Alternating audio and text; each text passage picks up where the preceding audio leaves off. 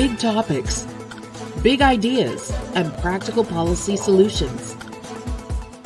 This is Leaders on the Frontier with your host, David Leese. Well, welcome everybody. It's David Leese here, and welcome to Leaders on the Frontier.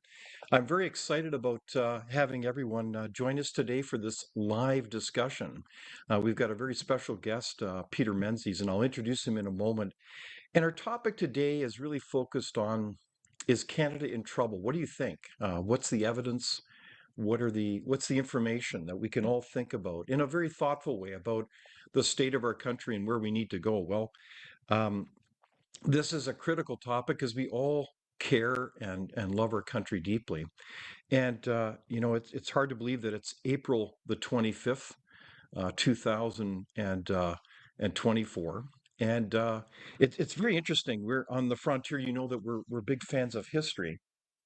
And it's hard to believe that on this day in 1959, the St. Lawrence Seaway, that incredible engineering accomplishment, the Seaway links the Great Lakes to the Atlantic Ocean, is really an important part of our economy, was opened back in April 25, 1959. And perhaps that's an example of things that we can be proud of as a nation as we look at our country. So I am delighted to introduce our special guest, Peter Menzies, and he is an accomplished journalist. He's been in journalism for some 30 years.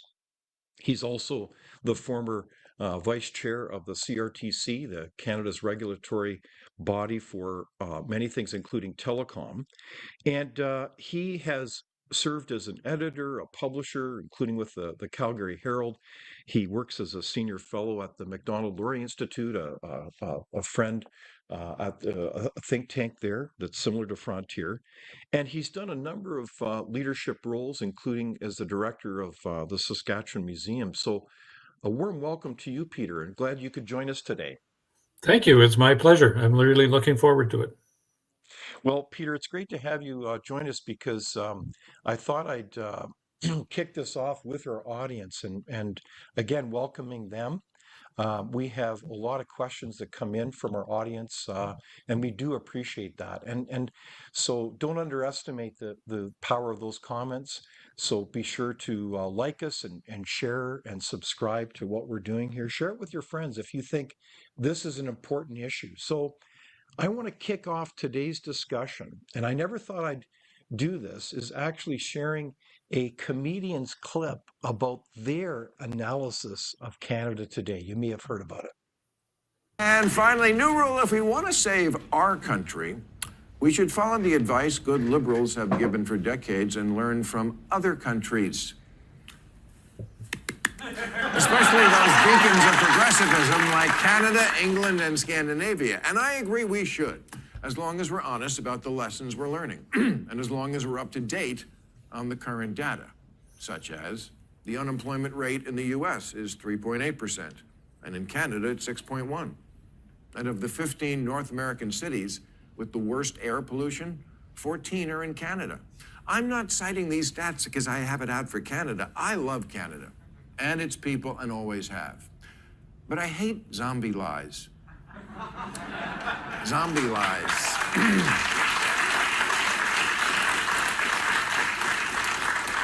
That's when things change, but what people say about them doesn't. Yes, for decades, places like Vancouver and Amsterdam and Stockholm seemed idyllic because everything was free and all the energy we needed was produced by riding a bike to your job at the windmill. Canada was where all the treasured goals of liberalism worked perfectly. It was like NPR come to life. But with poutine.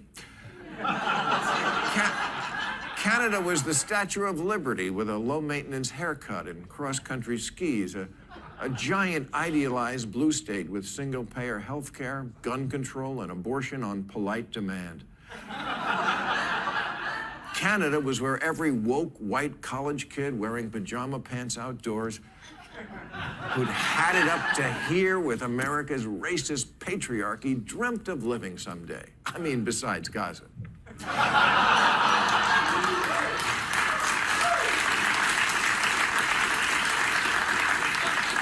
There's only one problem with thinking everything's better in Canada. It's not. Not anymore, anyway. Last year, Canada added 1.3 million people, which is a lot in 1 year, the equivalent of the U.S. adding 11 million migrants in 1 year. And now they're experiencing a housing crisis even worse than ours. And we're sleeping in tents. The median price of a home here is $346,000. In Canada, converted to US dollars, it's $487,000. If Barbie moved to Winnipeg, she wouldn't be able to afford her dream house, and Ken would be working at Tim Hortons.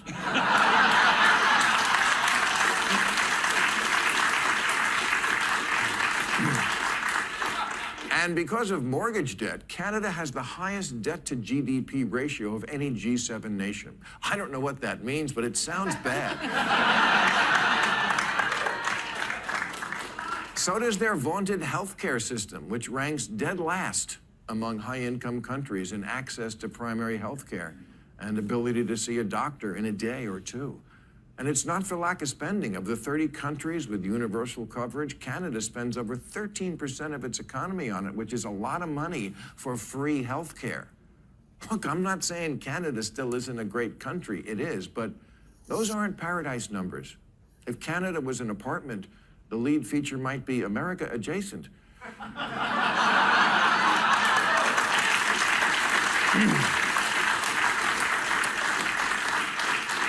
And if America was a rental car, Canada would be America or similar.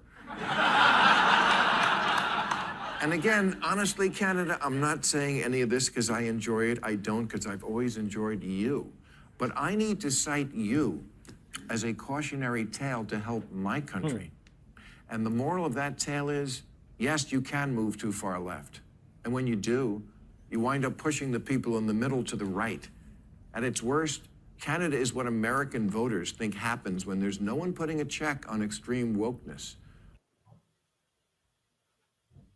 There you have it. That's a devastating takedown, a critique based on Bill Maher's analysis about Canada as a cautionary tale. So, Peter, over to you. What do you think? Is Canada a cautionary tale? Are we in trouble? Yeah, I think we are in a lot of trouble. I think we're really at this stage, we're an unserious country run by a lot of unserious people from times to times. And we've essentially had for the last 9 years Canada's first NDP government, except without a lot of the responsibilities that a lot of provincial NDP governments have displayed over the years when they've moderated some of their positions. Once power tends to moderate, folks, but I don't see that with our current federal government that the power has moderated their instincts. The Liberals traditionally campaigned to the left, governed very much to the center. In retrospect, the Chrétien government of the 1990s was one of the most fiscally responsible federal governments we've ever had. And these days, I think a lot of Liberals, I guess you'd call them blue dog Liberals, but they are probably pining for the days of John Manley and Paul Martin. Wow. So you agree with Bill Maher. I must admit, as a Canadian, a proud Canadian, I find it a little bit humiliating to be mocked like that. There's been other interesting chatter around the international scene. In fact, the other summer I had a documentary film crew from one of the UK's leading newspapers called the Daily Telegraph, and they were seeking comment about an interview, and they used the term in their documentary, and I certainly encourage people to look at it, but it was called Canada, really a cautionary tale as well. And I think that this is, I think maybe hard for Canadians to hear this, that we're not perhaps viewed as we once thought we were viewed some, I don't know, 20, 30 years ago. So what would be the key markers of evidence that would say Canada is in trouble from your perspective, Peter? Well, one of them would be exclusion. When countries are moving forward with military alliances, for instance, I can't remember the name of the project, but the nuclear submarine project that involved the Australians and the Brits and the Americans, and I believe, and then the Five Eyes, which is usually Canada, U.S., New Zealand, Australia. I can't remember the fifth right now, but it'll come to me. The But UK. Did the you UK, yes, the UK, of course. They're having discussions without us. We're being left out of discussions. NATO leadership is, chiding us, telling us to get our act together, right? That our military is way underfunded. We're nowhere close to the 2%. And if we can't, everybody understands that you probably can't do 2% tomorrow, but they'd like to see a plan. We just released our new defense strategy, and 2% isn't part of that plan. They talked about submarines, and we're going to spend $9 billion more. And the Prime Minister said, well, but we might even have nuclear submarines. Well, of course we should have nuclear submarines, except they cost about $5 billion each. And there's no sense that there's enough money for that. So those are some examples. No, I think you're right on. So our international commitment in the context of NATO isn't really there.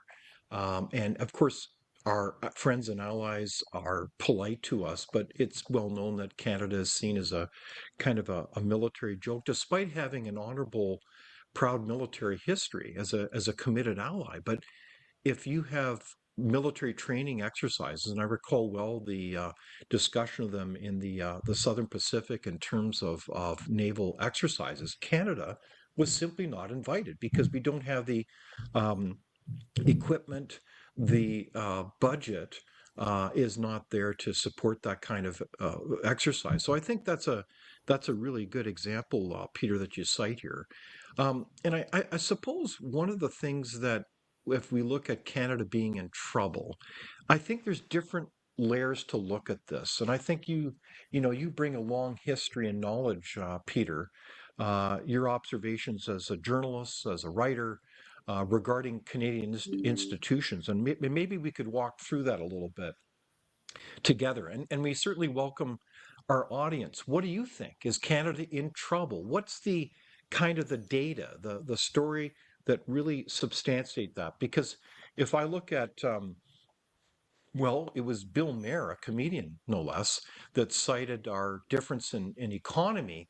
I think of the tale of two countries, and not to be obsessed with comparing ourselves to the United States, which is a juggernaut of an economy, but they too have their major issues. We see a kind of a divergence in average family income, where now in Canada, our average family income is almost $20,000 less than the United States. I think even using Ontario figures, we are actually, Ontarians are about the same as the state of Mississippi, and no disrespect to them. So our wealth difference is changing as Canada stagnates economically and our standard of living steadily declines. Do you see those kinds of points of evidence as well, Peter? Yeah, I run these things past. One of my oldest friends is, well, he's semi-retired now, but a leading economist at a Canadian university. I'll leave his name out of it for now because I don't have his permission to use it. But Okay. But I consult with him quite frequently on these sorts of things, and other guys with expertise in that area. Last time I was talking to my friend just after the budget, and I said, "So, what do you think?" And he said something along the lines of, "We continue to slide towards middle nation status."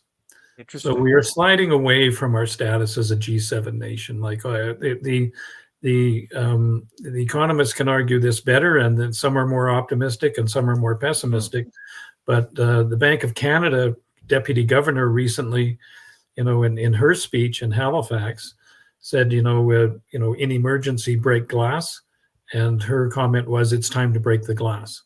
Yes, right? indeed. In terms of our productivity levels, the previous Prime Minister Stephen Harper used to fuss, being an economist, used to fuss all the time about productivity levels as a key economic indicator, and all the numbers seem to be going in the wrong direction. There might be a few going the others. I mean, I'm open to that, but the ones that are getting the attention and setting the trend are all negative, and there doesn't seem to be a sound understanding of economics really at the highest levels of government. You've got, the former finance minister saying we're doing it wrong. You got the former Bank of Canada governor saying this is the worst budget since the McKechnie budget in 1982, I believe it was, that sort of stuff. So that, and yet the government thinks it's doing everything right, but it's nobody else is thinking that. Yeah, I think that's a very well stated example. I think the comments by is the Deputy Governor Carolyn Rogers saying Canada's got a serious emergency issue related to declining productivity, and that's really critical. It's foundational to your standard of living, the opportunities for the next generation. So, in that context, Peter, you maybe there's another way to approach this in the sense that you alluded to different eras of leadership. You cited, for example, the era of Liberal Prime Minister Paul Martin and Liberal Prime Minister Jean Chrétien as kind of at one point rising to the occasion to deal with Canada's significant deficit and debt to GDP ratio in the 90s. And we recall that well because it was a significant time for Canada to move forward and get its fiscal house in order. And you've seen a lot of leaders over the years. So what's changed when it comes to the so-called leadership class? Like who, in your mind, is governing us? And I don't mean this in any personal, untoward way, but what's changed in terms of the leadership class? And in fact, I think in your earlier comments, you said we're not governed by serious people now. Is that what you said? Yeah, that's what I said. Yeah, and I think some of it is it's not that they don't mean well. Everybody means well, but as they say, the road to hell is paved with good intentions. When this sort of thing, but I think we've actually sort of in a phase right now, and you can see it everywhere in politics, where people are very good at politics, but they might not have a lot of other experience in their background, as opposed to say a Brian Mulroney who'd been a CEO in a certain role like that. I mean, Jean Chrétien, was close to a career politician. Paul Martin wasn't, came from a family of industrialists and that sort of stuff.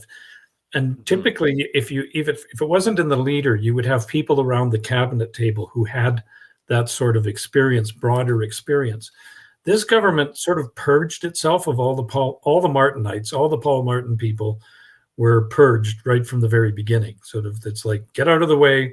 There's a new team in charge. We know what we're doing and that sort of stuff. And you saw it over the years is that people with the experience, the Mark Garneaus, the Bill Morneaus, and others were gradually sidelined. So you have a lack of serious people around the cabinet table. I mean, Mark Garneau is literally a rocket scientist. It's good to have smart people there and people with experience who can say, hey, what about? Because what we're suffering a lot of I think the current government's suffering a lot from unintended consequences that it doesn't anticipate. One of the things when you're doing public policy work, at least in my experience with the CRTC and some of the work I've done with MLI, is you've got to anticipate the unanticipated. Right? If you're coming up with a policy, you have to ask the question, so how many people are going to lose their jobs because of this? Or what's the net job gain and loss?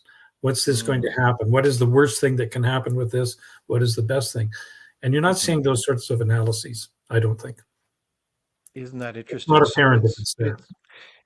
So your observation seems to be that, we need capable people within these roles that bring with them real experience running a variety of enterprises, organizations in our country, and that really have that kind of courage to think through those options and think clearly, and not just think in short-term political games, but rather in a principled way, Peter, isn't it? Like we need to think long-term about what's right for our country and not just think politically in an opportunistic way. Is that what you're saying? Yeah, and you have to manage the country. Like when you're in government, like when you're in opposition, you can be as dreamy as you want. You can set goals and you can say, this is the sort of Canada we see coming. This is what we believe in. This is what we want to build. Once you become into government, you actually have to govern, right? I mean, and you want to govern with a certain set of instincts that you've won the election on, and that sort of thing. But there's things that you want to do, and then there's the things that you can do, right? Mhm. And if you try to do everything that you want to do right out of the gate, and that sort of stuff, and don't fuss about the things that you can do, you don't keep your eye on the ball in terms of what is possible, what's realistic, what will actually make things better without risking making things worse, then you're going to be in a lot of trouble. Indeed. Peter, I've really appreciated your columns over time, and you've written about a wide variety of topics. And I think one of them that's intriguing, because there's many different aspects that make up a country. Like you think of, well, there's the government, there's the whole civil society, people working together, but there's something that is not as readily seen, but is just as important, if not more important than everything else. And that is our culture, our values, how we treat each other that results in the behaviors that we see on a day-to-day basis. Um, and I think you've written about this, the cultural transformation, or I don't want to put words in your mouth, the cultural collapse that's going on in our country. Is that another sign that Canada really needs to recognize that we're in trouble?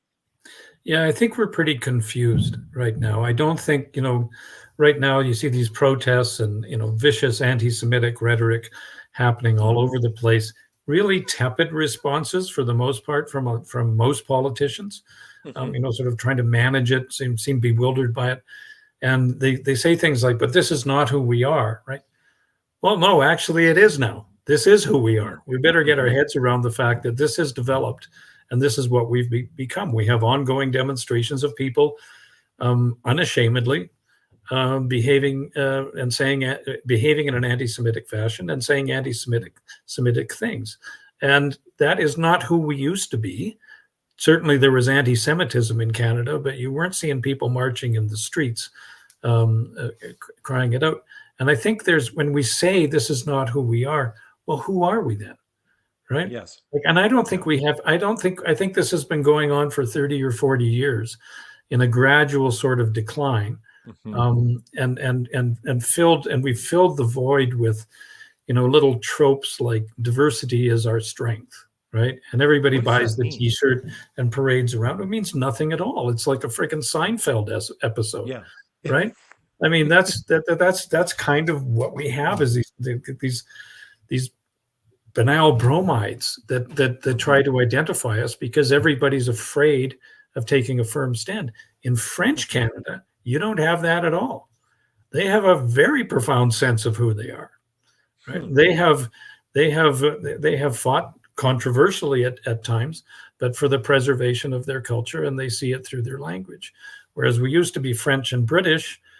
Post our Constitution, we became French and something else, right? We called it multiculturalism at first, which was kind of nice because it was welcoming, people, especially out west. There are lots of people from Ukrainian backgrounds and Toronto, people from Italian backgrounds who didn't feel part of that British identity. So multi-ethnic, multiracial, I don't think anybody can object to that. But when you become so diverse that you don't have common, you're just celebrating your differences and not finding your common ground, I think that's where we've lost the stream, because we have to have a common ground, because while our various backgrounds may contribute to that common ground, it's our unity that's going to give us our strength. And I don't think in English Canada we have a clue who we are anymore.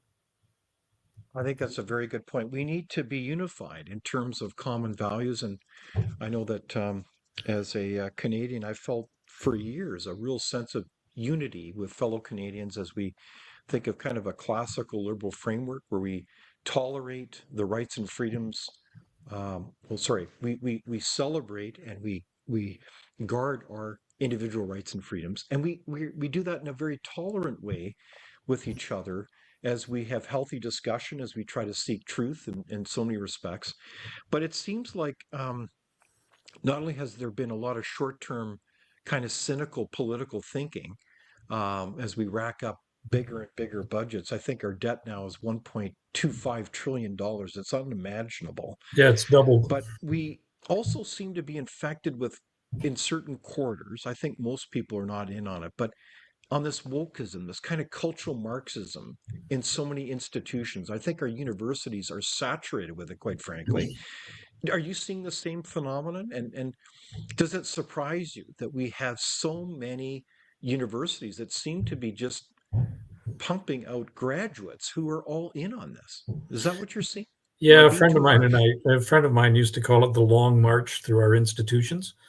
And Yes. I was saying the other day, you could see this like 20, 25 years ago, right? The Berlin Wall fell, and everybody thought, okay, Francis Fukuyama writes that the end of history, the big debate's been decided, communism lost, and now we're moving forward. Well, as a friend of mine and I were saying to each other, sort of, I don't know, probably around the turn of the century, well, Marxism is supposed to be dead, but the Marxists sure aren't, because Right. they're recreating themselves in Mhm. different phases and with different discussions and that sort of stuff. And I think I know a number of university professors, and so this isn't just my observation from the outside, but from having conversations with them from the inside. It's very much as you described, in terms of our post-secondary institutions. I think I see it, Yeah. and I hear it from editors about the sort of journalists that are coming out of universities with journalism degrees. Their perceptions, their core beliefs are inconsistent with, I would call them, traditional liberal democratic values. Hmm. Wow. So this is very apparent. I urge people to really take a critical eye at this issue. And I look at so many examples. Like we've come across universities now that are systematically in the admissions process testing your political viewpoints through that kind of diversity, equity, inclusion lens of Marxism. And that determines whether you get into law school, whether you get into medical school. And I don't know about you, but I just want competent lawyers, competent physicians, not to mention competent pilots and all the rest. I don't want some woke person. I want a competent person. So I do have a question from the audience, and that is, how does the World Economic Forum and they're like the whole movement to pursue globalism through the United Nations, how does that factor into the decline of Canada in your mind, Peter? To be honest, it's not a file that I follow very much. I think it's my take on it is that a lot of people go there looking for reasons for what's happening, Hmm. and when you can. There's a variety of points of view on that. It's not something I've studied a lot in terms of that, but I Hmm. get where people are coming from, because they feel like their world is being manipulated by Hmm. outside forces. I think those forces, my own take on that though, is that those forces are actually as internal as they are external. I think I Mm. think I think internal forces may find inspiration from external forces, but I think Canadians need to really look at ourselves as being the issue, because we can't control external, right? You Hmm. can. So what we should be focusing on, in my view, is what we can control, and that's internal. Hmm. That's what we can control. We can control who our city councilor is. I mean, you talk about various areas where people go. Your school boards. Look at the school board trustees. Some of the Yes. decisions coming out of school boards and that sort of stuff. It's happened all across the board. Hmm. We can do something about that. The World Economic Forum isn't something anybody can do anything about it. So I would encourage people to focus their energies on who's running for school board. Okay, so local action is really important advice that you offer, Peter. And I think that's well taken. I'm certainly a former mayor and been active at the local government level for many years. And I just look at that. I think that's very true. And this is where you can make a significant difference. Um, and related to that point though about the global movement, I think though it does relate perhaps to the attitude of so many people who are running our country. I hate to use such simple terms, but like the so-called elites, are they not, though, vested increasingly in kind of an international vision that we're all one big happy nation of nations? And so we can put aside national structures of democracy. And if we just become more like, well, let's become more like China and put aside democracy, then we, as the good and the great, and I'm mimicking the attitude of some elites that think, well, I really don't like my fellow Canadians. I have more in common with the Bill Gates of the world who are running the ship and doing all kinds of things. And I should go to Davos, and that's my peer group. And that's who I'm going to hang out with. And if we just had less democracy, then we could get more things done. And I think even our prime minister has, over the years, expressed great admiration for the Communist Party of China. I know it's hard to believe, but we could share that clip as well. But is there something maybe to that, where if you have people that are governing you, where they think they have a right and it's hard to believe, a prerogative to run everybody else's lives because they know better, because they're so wise, aren't we then in turn in trouble because we're not really respecting the sovereignty, the gift that people have been given to run their own lives? Yeah, I mean, there's two things there. First of all, I mean, we live in a very global environment these days, right? I mean, We we're sure do. communicating globally right now through a global channel on the internet. You can't close yourself off from the world. So you do have to engage with it, but you should engage with it with intellectual force, not with intellectual supplication. That would be my argument. You need to go there and show the world how things can be done, right? Or how you've succeeded by, with maintaining liberal democratic values, and in terms of those things, not going there and saying, hey, I was just talking to this guy from North Korea and man, he can make things happen just like that, right? I Yes. mean, that's not really what we're looking for, right? But you can get easily influenced. And I can, frankly, all of us, if you've ever been in a leadership role of any kind, can understand the frustration and sort of say, man, if I could just rule with an iron fist, I could really get stuff done.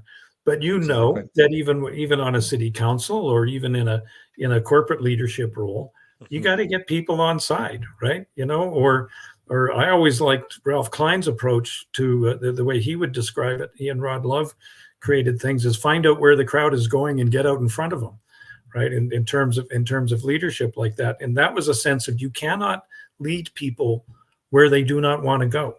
And that's where the authoritarian instinct comes in, right? And that's where you get a gap between leaders and the population, right? When the leader says we need to go here, right, and the people going, nope, not really. And some of the people, yeah, but other people don't, right? So if you're going to take people where they don't want to go, you got to do a lot of legwork. You can't just shout at them. And I think that's where the temptation comes when people engage at the international level, is they look at things and who's getting things done, who can actually get things done as a prime minister, as a president, and that sort of stuff. And it's the guys who don't have to fuss with democracy. So it's easy to allow your own values to be corrupted by that, because you get 5, 6, maybe 8, 9, 10 years in leadership, and you got to realize after a while that there's only so much you can do. So maybe focus on doing it well. Do only the old Jeffersonian line. Government should do what only government can do, right? And it should do it well. And all over the place, we've got people running things that they can't do. I think that's really well said, Peter. So the wisdom of having a limited government that lets people have the freedom to do their thing, to be innovative, is so important. If we're always assuming that the solution to a problem is just more government, then I think we've kind of lost the plot. In fact, I'd be curious about your thoughts about this last recent budget, Peter. Is it, we're racking up another $40 billion in debt. We've introduced all kinds of things. It strikes me as a Santa Claus budget, kind of sprinkling around a lot of money for all kinds of people as perhaps the government there positions for an election. But in that context, there was a lot of changes, one of which was the funding more of diversity, equity, inclusion programs, You've got a whole bunch of initiatives related to tax changes to make it more complicated. They've increased the tax on capital gains significantly. Have we lost the whole plot about what creates wealth and prosperity in our country then, as the federal government just gets larger and larger? Yeah, I think that's core to the problems we're having right now is we have a government that thinks it needs to come up with the solutions to everything rather than sometimes the government needs to just get out of the way of things, right? Mhm. And it needs to facilitate things. I mean, one of the questions governments should be asking industries sometimes is, what are the things we are doing that are getting in the way of what you were doing, right? And I mean, the diversity, equity, and inclusion sort of thing, that happens with federally regulated companies and that sort of stuff, but it happens with a lot of other companies and governments and that sort of thing. Again, maybe the ambitions are not bad at all, but the application of it becomes cumbersome and you put at risk, the world that Martin Luther King used to speak of, where people are not judged by the color of their skin, but by the content of their character, right? Amen. And I mean, those are the sorts of, I mean, that's the world I grew up in, aspired to, right? Where we were colorblind as best as we could be, but now we're not. And we talk about racism a lot more. You see that in surveys. How often is racism mentioned in newspapers? It's just spiked the last few years, and some of that's from George Floyd, and the reaction to all that. But some of it is what we were talking about earlier, just coming out of university, where you're building a grievance industry, where you are raising people to be either a victim or an oppressor. And we're creating this, right? We're not creating. Why do you say it's a grievance industry, Peter? What do you mean by that? Well, I mean, you make money by being aggrieved in that sort of stuff. You create people who look for their victimology, how they rate as a victim, who can look at, the more I am a victim, the higher my social status. Okay. Right? Is what can become and money by being a victim. Yeah. I mean, I think that's, I mean, I don't want to overstate it, but yeah, I think that's definitely a feature, right? We're I mean, that's what you were talking about in terms of cultural Marxism and that sort of stuff, where you start, and that's a sort of a redefinition of the class struggle. And in order for Marxism to succeed, it needs to have a sense of class struggle. So now we divide ourselves by race, for instance, or sexual orientation, or whatever it is. Find yourself in a segment and say, okay, guys who look like this are oppressors, people who look like this are victims. And some of the people who look like this are saying, I'm not a victim. And some of the people who look like that are saying, I'm not an oppressor. What's going on? But all of a sudden you're categorized. And I think that causes a great deal of social confusion. And I think it's, by the people who create it, it's very intentional because it gives them power. I think you're onto something, Peter. And you are a wordsmith, a master of language. So words matter, and the meaning of words matter. And so I think that's right. There's a lot of confusion about these words out there. And so is that part of the point you're making about our culture collapsing or being undermined, is perhaps a better word, where the radical left now, we're not thinking about, years ago there was a left person on the left where we could have quite a discussion about all kinds of issues, but we've got something else going on, a radical left that does not want healthy debate. They want to shut it down. We have a radical left that is not about respecting individual autonomy or uniqueness. They want to put you into a group category. We're not talking about, we're talking about a radical left that is truly wanting to use the law against their political opponents. And so they're changing our language in a way that almost sounds warm and fuzzy. Like, who could be against diversity, equity, inclusion? But their meanings have a different meaning. Can you help us understand what's going on there, Peter? Well, I mean, if you want to control the narrative, right, and you want to win, if you want your ideology to win, you need to control the narrative. You need to control the conversation, in other words, right? In order to control the conversation, you need to control the words and make sure that people are using your words and the way you want to use them.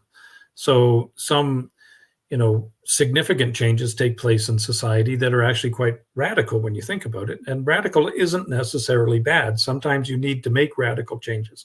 The civil rights movement was a radical change in the way society was structured, right? The Second World War was radical change about what was going on that had to happen. But you can't call it moderate, right? And be honest about it. So if you want to make a radical change to society, the best way to do it is to call it moderate and make everybody comfortable with it. And that's a word that we've seen used a lot. So that used to be what is when extreme becomes moderate. What does moderate become? Moderate becomes extreme, right? On the other side. So that's how you can capture the conversation in terms of that. So all of a sudden, people are all people who see themselves sort of in the middle, the mainstream, all of a sudden are being accused of being far right, and that scares us. Nobody likes to be called, be described like that. And I think the big thing is that, I mean, I always viewed the political spectrum as not a line where you've got left and right sort of out here. I always saw it as a circle. And at the top of the circle, or the bottom, whichever you prefer, is where the extremes on either end meet, right? And they become very close. To me, it looks very much like Stalin's Russia and Hitler's Germany. There wasn't a heck of a lot of difference between the way those countries were run. One was seen as right. It was a national socialist. One was seen as left, but they were really two peas in the same pot. No, I think there's a lot of truth to that, Peter. And what I'm intrigued as well is, I mean, I was always taught by my parents that the culture matters, whether it's your family, your community, or your nation. And so culture doesn't happen accidentally. Leaders help shape that culture, and it happens, through a larger team effort of how people contribute. And I think Canada's had really quite an incredible culture of neighborliness, caring. There's so many ways that I could describe Canadians as really incredible people. But are we vulnerable, Peter, to, as Canadians, almost a kind of I don't know what to say. Is it a naivete? And maybe our audience has thoughts on this as well. Is it a naivete or a kind of a blindness? Like it's almost like we are so eager to be called nice, or we don't want to offend anyone or have a disagreement for fear of being rejected. I don't know what it is, that we can't see that we're being it's like our compassion is being manipulated by a bunch of bullies and thugs who want to cram this ideology down our throats. What do you think about that? Yeah, I think that people are easily manipulated. I think that most people don't spend a lot of time having long intellectual discussions or debates about culture and where that's going on. I mean, I've tried that from time to time, and it's kind of like, hey, can't we talk about the Blue Jays, right? It's not a place where people like to go to. I mean, I find other policy wonks and folks who enjoy having those sorts of discussions, but most people don't like going there. They just kind of want to get along. So when you have changes in society, most people will just go along with what everybody else is accepting, right? And they don't have any big deal about it. And it's really, I mean, I use the phrase, and maybe it's a little trite, but I use the phrase that people just want to be popular at parties, right? So whatever the trend is, that's where you go. And I think to get to your question, though, I think we are naive when we do that, because we assume that these are good things that we're agreeing with and that sort of stuff. And we assume that we will go there. We assume that tolerance will lead to a better world, right? We assume that it's okay for, certain voices to be amplified and others to be suppressed and that sort of stuff, because he was being mean to him and he shouldn't be mean to him because of who he is and that sort of stuff. I think the biggest thing, it goes back to our lack of a sense of who we are and having a sense of assertiveness of it. I mean, particularly for young people growing up, being able to teach them what Canada is and what it means, and your own family values and where you fit, and that sort of stuff, and also for newcomers. Years ago, close to 20 years, well, 15 years ago anyway, I remember seeing something on it was the Heritage Canada website. It's told people, when you come to this country, you're welcome, right? And you can live freely, and you can live pretty much exactly the same here as you lived back home where you came from, right? And I don't think that's a good message. I think the message has to be, you get to be who you are. All cultures are, people from all backgrounds are welcome and that sort of stuff. But you need to know some things about Canada. If you're coming from a country where homosexuality is a criminal offense, you need to know and be comfortable with the fact that in Canada, it isn't, right? And people are welcomed. You may move into a home in the suburbs and your neighbors may be a gay couple, right?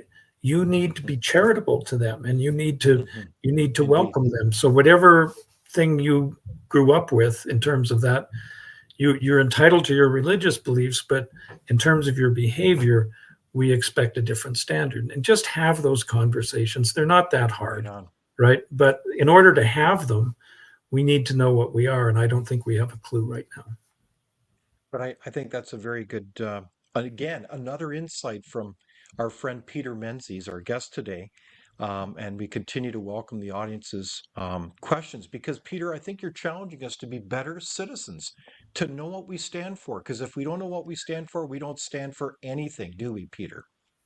That's true. That's kind of what happens, and I think that's our problem right now. I mean, I think the Bill Maher description of us in that sort of stuff is, we end up, when you don't know who you are, like how do you know where you're going?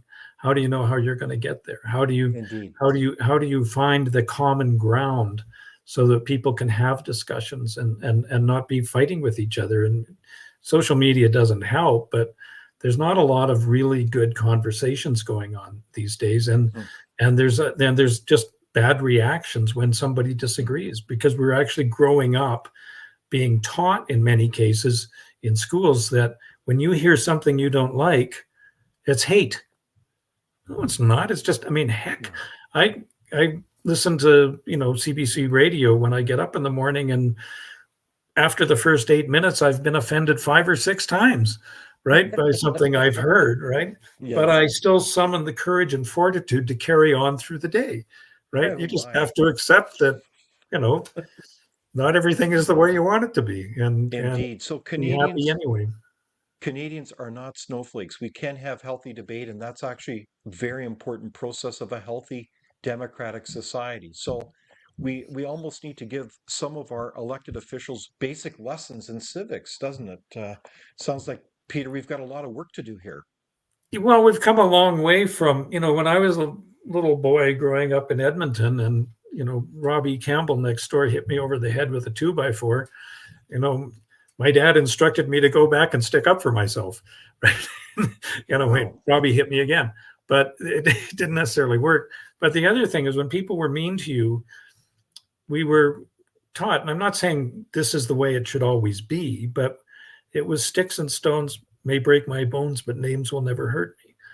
In other words, my parents were teaching me that, get ready, kid. It's a big old world out there, and you're going to have to have some, toughen your skin, right? You're going to have to get through this, right? And you're going to come home crying some nights and that sort of stuff, and you'll have support with your family, but you need to stiffen your upper lip and carry on and soldier on through it.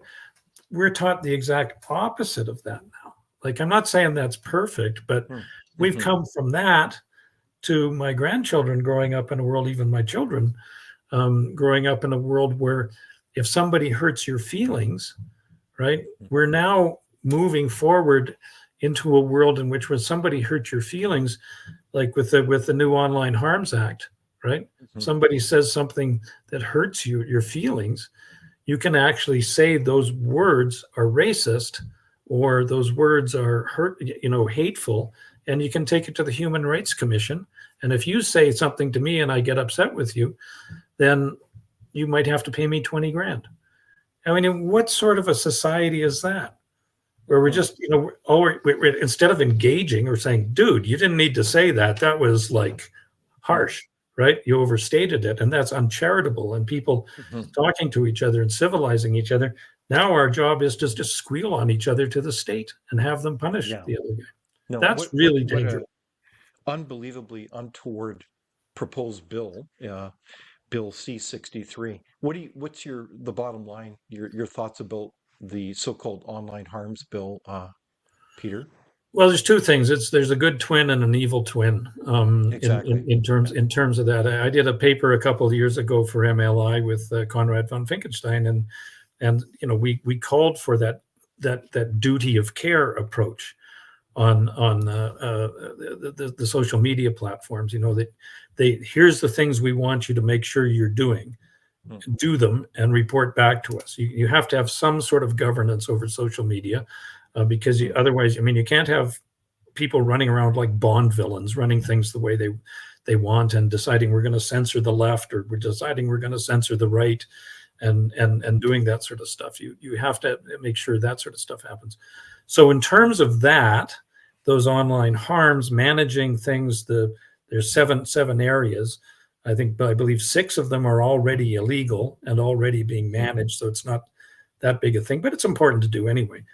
Fine, right? They've got quibbles there, but the other half that reinstates used to know be Section 13, I think it was, of the Human Rights Act. So you can take all these. So it's something said digitally, words can actually be a racist act, which is a long stretch from, again, a long march from human rights commissions when they were first set up, was to make sure that if you went to a hotel, right, or a motel, and you were looking for a room, that some racist jerk behind the counter didn't say, to a black family, sorry, we're all full, right? Or you got denied a job because we don't hire your kind around here.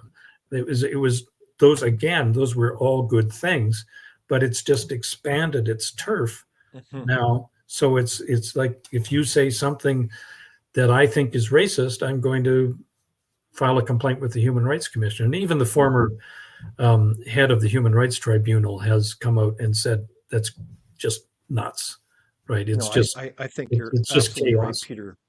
Yeah. No, I could take the first half. If they were to amend that, I'd say, huzzah, carry on with your Online Harms Act. But the other half is just is just vicious. It just creates a society where we're all looking to snitch on each other. And I could spend my retirement just sitting here on my laptop finding things that people offended me, filing complaints with the Human Rights Commission and saying, oh, sure, I'll settle for $5,000 from that guy, $5,000. Just sitting here, ka-ching, ka-ching, ka-ching. Talk about your grievance industry. But this is a good example for citizen action. This is an egregious bill. It's obviously which would make George Orwell in his tale of 1984 blush. This is going to be used as a weapon against any freedom of speech. It's obvious that it's a Marxist interpretation of law. I don't know what to say when you look at the so-called penalties of 25 years in jail and all kinds of pre-crime stages to this. It is really hard to believe in 2024 that any government would ever dare table such an egregious bill, in my opinion. Yeah, those are the criminal code amendments, which I guess that's the third evil triplet. In terms of that sort of stuff. You can actually get life imprisonment for saying something bad, right? This is absurd. I get life imprisonment if you are launching a genocide or you're a mass killer, right? I get that for sure. But if and as hideous as it is when people say those things, life imprisonment is going a long way. And Yeah. the idea that you could preemptively have somebody placed under house arrest because you think it's possible that they might say something that's Wow. bad I mean, it's one thing to do it because you think this guy has the potential to go and put a bomb underneath somebody else's car. So you get there quick. I get that. We all get that. But it's like, this guy has the potential to say something, right? That, No, I mean, it's hold just on going to here. open up a can of worms. So every radical leftist group will use it as a weapon against Absolutely. anybody they don't like or agree with or think the same. I mean, it is just truly banana republic stuff, and that this is why Canada's seen in so many quarters as international laughingstock, and I think this does enormous harm to people as Canadians for their health and livelihood and prosperity, because in that kind of environment where you can't have healthy, open discussion, you're creating an atmosphere of fear, not innovation, not where you're looking for the truth or looking at calling out things. I mean, if we take that approach, of course, Galileo would never have ever seen the light of day where we got beyond the debate, well, is the earth flat or is it round? I mean, it's just incredible where that kind of legislation will take us. Yeah, though that's how the hard left would use that. And the big impact isn't just when it goes to the Human Rights Commission, right? And because those things can take years. But as the former head of the Human Rights Tribunal said, the process is the punishment. Exactly. Right? So Yes. it goes on, and so eventually you just sort of say, well, I'm not going to talk about that stuff anymore, right? I'm not going to. Last time that happened, holy jumping, like it took forever to do this and that sort of stuff, and I got beat up, and I got, all the neighbors were talking about how I, somebody, blah blah blah blah. That's how you do it, right? I mean, and you don't have to go through the courts. There's none of the none of the usual evidence procedures and other legal procedures that you have to go through. There's no assumption of innocence, that sort of thing. You can just beat up on people, and it's brutal.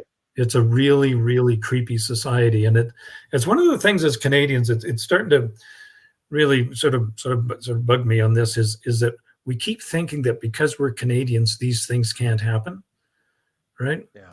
But they are happening, right? And they are happening like right now, and there is legislation before Parliament that will lead to these sorts of things. So we got to get our heads around the fact and listen to maybe a few others like Bill Maher, that we are going down the wrong road. We're doing some really bad things that used to be un-Canadian things, but maybe this is who we are now. But no, I agree. we're not who we thought we were. When it comes to not only our productivity, economic challenges, but break the glass on so many fronts of an emergency, including our basic rights and freedoms. It looks like those things are being positioned that will have a lot of irreparable harm to Canada. And so one of my questions, and I know we're in the home stretch here, Peter, of our really what's been an incredible discussion, is the media. The media is one of these key pillars. You are, one of these incredible seasoned, experienced journalists. You know the industry well, that we know media is critical. But did the mainstream media, and I believe it's hard to believe some 2,000 of them across Canada, did they make a massive strategic error by agreeing to receive federal funding? Yeah, I think they did. I think it's sad, and I think it's kind of pathetic, because anybody who spent any time in media, you used to see these billboards, watch the 6 o'clock news, Toronto's most trusted news, Vancouver's most trusted news, Edmonton's most trusted news, Halifax. Exactly. Everybody knows that the one commodity you need to have is trust, right? Trust. And the fact of the matter is that you could take this money from the government. You could lobby for assistance from the government.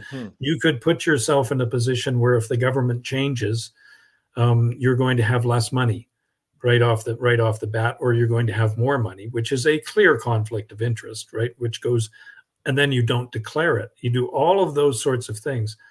You can be as pure as the driven snow, in terms of how you conduct your newsroom, and nobody will care, because it's how they see you. It's not how you see yourself, and it's not how you perform yourself as a media outlet. If people don't trust you, you're done. And taking money from the government makes people not trust you. Maybe not everybody, but enough that it'll kill your business. I think you're absolutely right. And so, Peter, it has been a pleasure to talk about a far-reaching discussion about the state of our country. And the question, is our country in trouble? And I think you've also given us great insights in terms of what, as citizens, we can do to speak up, to call those elected officials, to share our discussion with your neighbors. Make sure you like this conversation, share it with people. This is about not just our future, but the future of our next generation. And that is so true. So I want to thank you, Peter, for all your willingness to join us today, to our audience. And I just want to thank you as well for your courage and your leadership. Well, thank you very much. I guess the next question would be, is Peter now in trouble? But there we go. No, I enjoyed the conversation. Thanks very much. Well, it will be great to stand up together, Peter, as we're talking about today. So thanks again for joining us, and all the very best. Yeah, cheers to you too. So that's the end of our conversation today. I hope you've appreciated it. Again, be sure to share it with your friends and like it. And it's been an honor to have you join us today for this discussion. Until next Thursday, I hope you have a great week.